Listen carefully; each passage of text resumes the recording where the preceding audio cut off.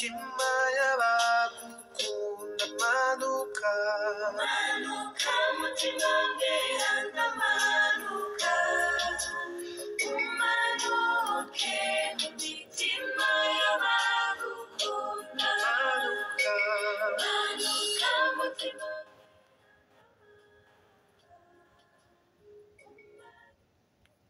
Bakunzi banywanyi ba Action Vibes TV, iteka ryawe, iteka ryanje, iteka ryacu. Vibes TV, ukwemera kuvyara ubuzima. Kaze tubandanye tuyaga ivya mutima mweranda muri kino gihe ca Nevene ya Pentecote. Patiri twari twasozereye ikiganiro giheruka, uriko uratubwira ingene mutima akenewe mu buzima bw'umuntu n'ubuzima rukristu. Pati, nibaza ko turi benshi dukeneye kumenya ivya mutima. Subira utwibutse rwa rugendo watubwira. Urakoze cyane, urakoze rwose. nipfuriza Nevene nziza abariko baragira urugendo rwo guhimbaza Pentecote mu buzima bwabo. Twari twasozereye ikivi giheruka, turiko turavuga ingene mutima akenewe mu buzima bw'umuntu, kuko umuntu wese akeneye gushikira inzahabu umukama yanyegeje muri we, umukama yashize muri we, ya nzahabu izotuma tudasha ngo duherengetere, kuko inzahabu ntisha. Hazosha ibishakashaka biri kuri twebwe, ariko inzahabu iri muri twebwe ntizosha. Ivyo navyo n'ibikorwa vya mutima, n'urukundo rwa mutima ruri muri ka gasengero navuga kari mu ntimatima y'imitima yacu. Ubwo rugendo rero nigo nariko ndavuga nitijije. Murakibuka kano gatabo ka Neuvaine Prière avec l'Esprit Saint, igisabisho c'imisi 9 n'udusabisho dukora turi kumwe na Mana mutima mweranda. Rero ubwo rugendo n'urugendo rw'akanyamuneza, kuko akanyamuneza n'irindi zina rya mutima mweranda. Biraryoshe kubura ikintu ciza utaruzi ko utwaye muri wewe, ikintu ciza utaruzi ko ufise muri wewe. Rero iyo ucubuye uba utanguye rero gutegera ubukristu nk'ubuzima bwawe, kuko kenshi ubukristu buguma umengo ni ibintu duhomekako, womengo ni rangi. Aha mwariko aho tuko turagira kino kiganiro mwariko muravuga ivyo gusiga amarangi. Ubukristu bwacu womengo na karangi dushira inyuma ku munsi wa Mungu, canke nk'ubuhimirije iminsi y'amasakaramentu. Ako karangi k'inyuma, ariko ataco kaza gapfana n'umuntu w'imbere. Rero ubwo rugendo nariko ndavuga tubwirwa n'uyu mwanditsi, n'urugendo rwo guhimbaza Pentekoti mu buzima bwawe, bukaba ubukristu, bukaba ubuzima bwawe, bukaba impwemu zawe, bukaba uko ukora ibintu. Ntibibe vya bindi ushaka gufungura ugafungura nk'iminota 5 wumvise ibondo ritanguye gushikirwa, ngo nibagiye gusenga. Nukuvuga gusenga biracari igisabisho wize c'imbere y'ukurya. Ntiburacika ubuzima bw'uko izo ndya ndazihawe n'Imana, yo Mana ninahazwa. Ukumva kubwiye Imana yawe, ugasanga nyene ni nka kwa kundi tuba tucigisha abana, bakarondera kuvuga ya majambo wabigisha yose. Rero n'urugendo ruhimbaye cane, kuko rudufasha kuba abakristu. Ubukristu atari ubuhomekerano, ariko akantu k'agakirisu kagatangura kwinjira muri we, ukagira pentekoti yawe. Ntushaka kugira nk'irya pentekoti y'abatumwa, kuko ubuzima bwose burisangije ingene bumeze. Imana ntiyaturemye nk'amafotokopi. Rero iyo ugize pentekoti hari ikintu gishasha Imana ikora mu buzima bwawe. Ico kintu gishasha rero nyene mutima akaca kumenyesha ingene wogikoresha mu gutuma ekleziya iba nshasha. N'ibintu bihimbaye cane. Rero ndabipfurije urwo rugendo rwa pentekoti. Ntitugume kuri balcon, naho ubu turi muri ete kuba kuri balcon biryoshe, ariko tuve kuri balcon tugerageze dutinyuke twinjire mu cumba c'indani. Hari bishobora kudutangira bitubuza amakosa yacu, ibicumuro vyacu, bikadutera ubwoba nyene. Wowe nyene ukumva ntiwokwiyubahuka. Rero tutiyubahutse turaheza tukaguma mu bintu by'inyuma gusa.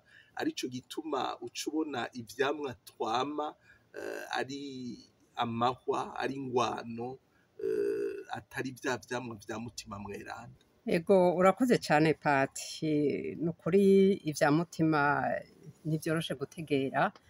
None je nagira ndakubaze, mbega umuntu wese hari aho umuntu aba yarabatijwe ntasangire ntaraganire ngo yakire umutima mweranda, canke ntihagire n'ico ashobora kuba yarakoze muri ivyo vyose atasakamena na rimwe yaronse? Mbega abo bantu baba bafise umutima mweranda canke ntabo baba bafise? Urakoze cane, urakoze. Ni ikibazo ciza muri iki gihe turi mu gihe ca nevene ya mutima mweranda. Ijambo ry'Imana riratubwira ko mutima mweranda ahuhiriye ashakiye. Ntawe utegeka mutima mweranda, kandi ntawe ushobora kuvuga ngo jewe ngo mutima mweranda n'uwiwanje gusa, n'uwuyu mugwi gusa. Oya, mutima mweranda arangwa n'ukwidegembya. Turabibona muri amajambo y'Imana tumaze imisi tuzirikana. Petero aja kwa Koroneliyo, mwarabonye ingene batangazwa n'ingene mutima mweranda amanukira kubo bari bita abapagani, bagatangura kuvugishwa na mutima mweranda. Erega baciye baja kuronka ibatisimu babanje kuronka mutima mweranda. Ico rero ni ikintu gitezwa kudufasha, novuga nti kwagura ingene tubona ibintu. Mutima mweranda arakorera ahantu hose hari urukundo, ahantu hose abantu babiri batatu baja hamwe bakumvikana ingene bokiza umuntu, bokiza iyi si tubayeho, bokiza naho bataba barabatijwe. Ivyo nta wundi ashobora kubibakoresha atari uyu twita mutima mweranda. Amen. Ko ni mutima agira neza. Rero kugira kwiwe neza urabibona yuko vyari no muri barya badutanguriye muri Bibiliya, bamenye Yezu mu ciyumviro, ba Burahimu, Ego ngira ni harya tuvuga ko iyo umuntu agize neza ugasanga tuvuze ngo uyu muntu ni uw'Imana. Uyu muntu ni uw'Imana. Ni ukuvuga mu yandi majambo, uyu muntu afise umutima w'Imana. Uyo mutima w'Imana nawe ninde? Muri twebwe twakiriye ihishurwa rya mutima, ko ni Yezu Kristu aduha kubivuga neza mu majambo yumvikana. Uyo mutima w'Imana ni mutima mweranda. Ni mutima mweranda. Rero nico nobabwira, mutima mweranda nukuri ntihagire umuntu. Noneho iyo umaze kumwakira, nico ca mbere agufasha kubona ineza aho iri hose, kandi ukaninahaza, kandi ugakenguruka. Ego niko nobivuga. none gapati Eh, ego bandanya mudufasha kubona mu buzima bwacu ubuzima bwa misi yose ingene mutima akenewe hari ukuntu umengo biguma bigoye gutegera ivya mutima mweranda mu buzima bwacu mu buzima bw'umukristu ego ego cane kumbure ako kabazo ndumva ko ari nkoramutima cane ari nkoramutima rwose kumbure wonkundira tukazogakorako ku kivi gikurikira kuko ndumva yuko nitwakora aho hantu mbere ntumirire n'abantu bariko baraba muri uru rugendo canke bumviriza ibiganiro turiko turagira bijanye na nevene ya mutima mweranda ni ukuri ko twobana muri ico kivi gikurikira ariko nsubire ngaruke hariho akantu nibutse kuri ico kibazo wariko urambaza ndetse si n'ikibazo n'ivyiyumviro turiko turahana ndaba ingene umuntu agenda arafashwa gutegera ibintu na mutima mweranda ndetse no muri ekereziya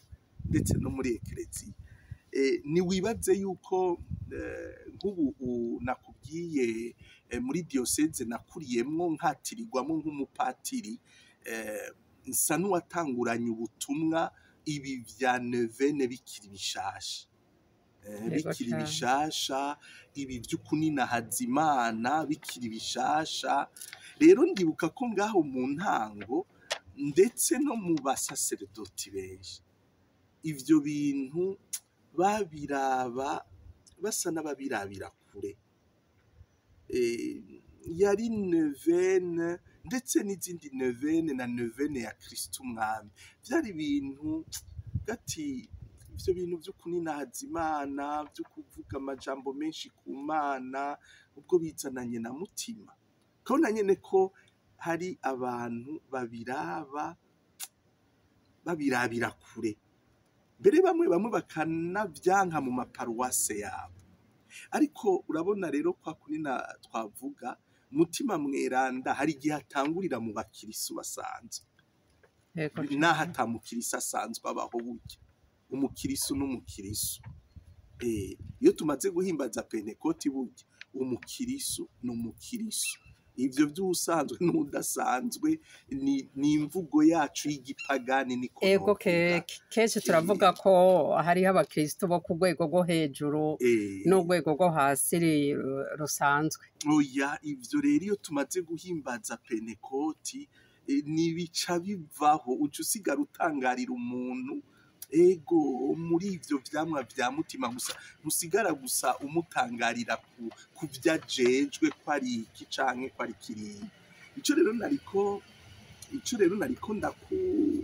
ndakubwira nico ndakubwira ingene mu ntango n'abakristu muri diyoseze yacu bakiriye ubwo butumwa mugakorana bavyumva babitegera mbere mutima akabafasha no kwizigira ko abasaseredoti n'abepiskopi bamwe bazotinda bakabitegera niwibaze ingene mutima ari mutima agenza buhoro ni mutima afasha kugamburuka abo bakirisu bari gushobora kuvuga ati ko batadutegereye turabihebye turigiriye mu yandi mashengero bambaza mutima mweranda oya mutima mweranda araguha ugatekana ukumva ekereziya ico arico ukagamburuka bakakwankira ubwa mbere bakakwankira ubwa kabiri mutima mweranda akakuyobora buhoro buhoro ko siwe uri kurarondera inyungu zawe oya kuko ari ibintu bugira byo guhinduka mutima mweranda arondera uguhinduka kukuri nako kuranyengetera gahoro gahoro raba rero ubu jewe ngira mari imyaka 21 natiwe mu ibanga ry'ubusaseredoti ubugiye kuraba abatunganya iyo nevene abayisaba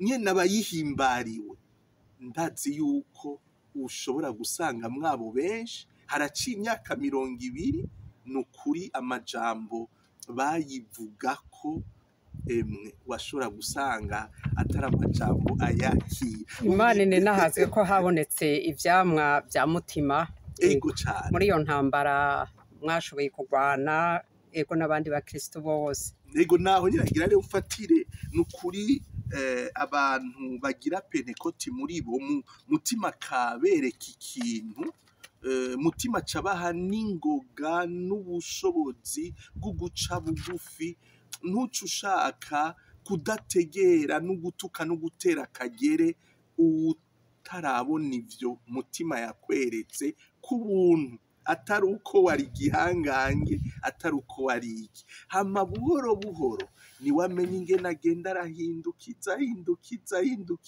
ugasanga agacanwa kafashe bose. Ego ndumva ko mutima akora ku mwanya wiwe. Ego murakoze cyane rero reka ngira tubandanya kino kiyago. Ego ndumva ko dusigiye novuga ngo Amero uraduhaye intangamarara. Ego turarindiriye ico kiganiro uzoheza nukuri ukadusigurira vyimbitse.